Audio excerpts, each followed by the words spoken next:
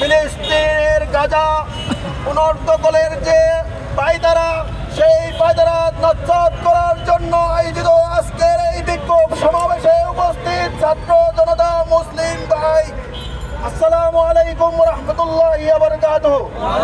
আমরা আজকে যে সমাবেশ এবং মিছিল এটার প্রোগ্রাম আজকে এখানে শেষ পর্যায়ে।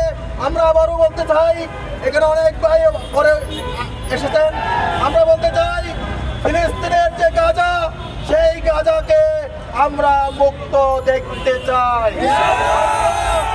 এইখানে যুক্তরাষ্ট্রের যে পায়তারা, ইসরায়েলের যে চক্রান্ত, সেই চক্রান্ত আমরা নস্যাৎ করে দিতে চাই।